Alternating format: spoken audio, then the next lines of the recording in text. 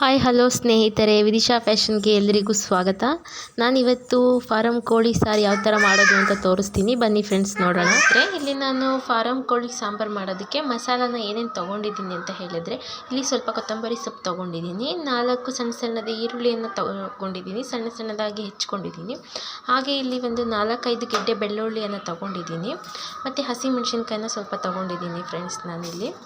ಹಾಗೆ ಇಲ್ಲಿ ಶುಂಠಿನ ಸಣ್ಣದಾಗಿ ಜಜ್ಜಿ ಇಟ್ಕೊಂಡಿದ್ದೀನಿ. ಒಂದೊಂದು 3 ತುಂಡಾಗುವಷ್ಟು ಶುಂಠಿನ ತಗೊಂಡು ಇಲ್ಲಿ ಚಚ್ಚಿ ಇಟ್ಕೊಂಡಿದ್ದೀನಿ. ಹಾಗೆ 1 ಸ್ಪೂನ್ ಚಕ್ಕೆ ಪುಡಿನ ತೊಗೊಂಡಿದ್ದೀನಿ, ಒಂದು 4 ಮೆಣಸನ್ನ ತೊಗೊಂಡಿದ್ದೀನಿ ಫ್ರೆಂಡ್ಸ್. ನಾನಿಲ್ಲಿ ಪುದೀನಾನ ಆ್ಯಡ್ ಮಾಡಲ್ಲ, ನಾನು ಹಾಗೆ ಒಗ್ಗರಣೆಗೆ ಹಾಕುವಾಗ ಸಣ್ಣದಾಗಿ ಹೆಚ್ಚಿ ಹಾಕ್ತೀನಿ ಸ್ನೇಹಿತರೆ.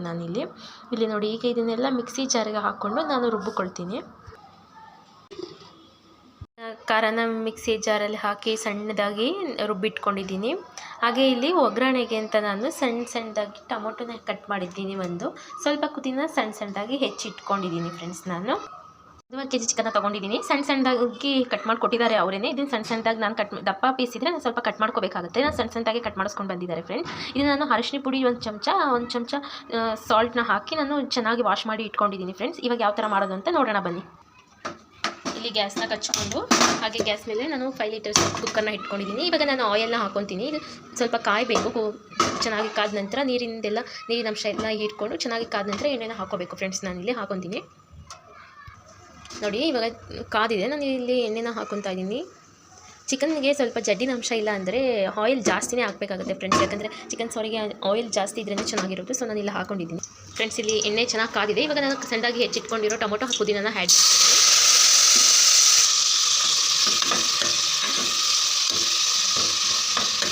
ಈಗ ಚೆನ್ನಾಗಿ ಫ್ರೈ ಆಗ್ತಾ ಇದೆ. ನಾನು ಚೆನ್ನಾಗಿ ಫ್ರೈ ಮಾಡ್ಕೋತೀನಿ ಆಯಿಲಲ್ಲೇ. ಈ ಟೊಮೊಟೊ ಆ್ಯಂಡ್ ಪುದೀನಾನ ಚೆನ್ನಾಗಿ ಫ್ರೈ ಮಾಡ್ಕೋಬೇಕು. ಇದು ಚೆನ್ನಾಗಿ ಫ್ರೈ ಆದ ನಂತರ ನಾನು ಇದಕ್ಕೆ ಚಿಕನ್ನ ಆ್ಯಡ್ ಮಾಡ್ಕೊತೀನಿ ಫ್ರೆಂಡ್ಸ್. ನಾನು ಚೆನ್ನಾಗಿ ಫ್ರೈ ಆಗಿದೆ. ನಾನು ಇವಾಗ ಇದಕ್ಕೆ ಸ್ವಲ್ಪ ಅರಿಶಿನ ಪುಡಿನ ಆ್ಯಡ್ ಮಾಡ್ತಾಯಿದ್ದೀನಿ.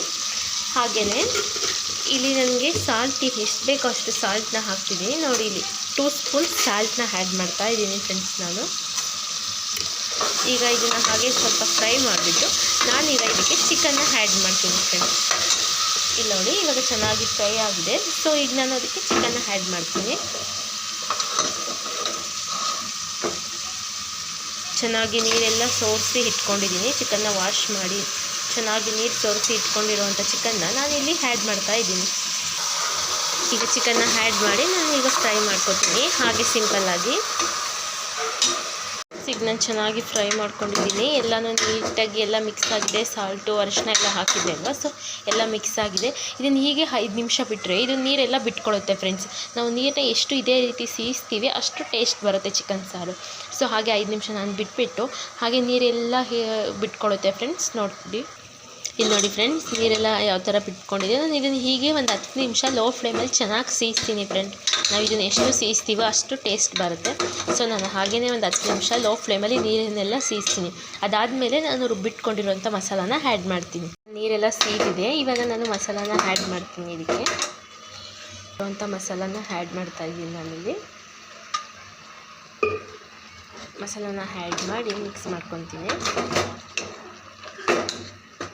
ಮಸಾಲಾನ ಹಾಕಿ ಸ್ವಲ್ಪ ನೀರು ಹಾಕಿ ಎಲ್ಲನೂ ಮಿಕ್ಸ್ ಮಾಡ್ಕೊಂಡಿದ್ದೀನಿ ಫ್ರೆಂಡ್ಸ್. ಇದು ಫಾರಂ ಕೋಳಿ ಆಗಿರೋದ್ರಿಂದ ಒಂದು 2-3 ವಿಷಲಾದರೂ ಹೊಡಿಸ್ಬೇಕಾಗುತ್ತೆ. ನಾನು ಮಸಾಲೆಯಲ್ಲಿ 2 ವಿಷಲ್ ಹಾಕಿಸ್ಕೊತೀನಿ. ಆಮೇಲೆ ನಾನು ಖಾರದ ಪುಡಿ ಹಾಕಿ 1 ವಿಷಲ್ ಹಾಕಿಸ್ಕೊತೀನಿ ಫ್ರೆಂಡ್ಸ್. ಈಗ ನೋಡಿ ಎಲ್ಲ ಆಗಿದೆ. ಸಾಲ್ಟ್ ಹಾಕಿ ಮಸಾಲ ಹಾಕಿ ಎಲ್ಲ ಆಗಿದೆ. ಈಗ ನಾನು ಲಿಡ್ ಕ್ಲೋಸ್ ಮಾಡಿ 2 ವಿಸಲ್ನ ಹಾಕಿಸ್ಕೊತೀನಿ. ವಿಸಲ್ ಆಗಿದೆ. ನಾನೀಗ ಇದನ್ನು ಓಪನ್ ಮಾಡ್ತೀನಿ ನೋಡಿ. 2 ವಿಸಲ್ ಹೊಡೆದು ಅದು ಫ್ರೈ ಚೆನ್ನಾಗಿ ಮಿಕ್ಸ್ ಆಗಿ ಬೆಂದಿದೆ. ಹಾಗೆ ಎಣ್ಣೆ ಕೂಡ ಬಿಟ್ಕೊಂಡಿದೆ ನೋಡಿ.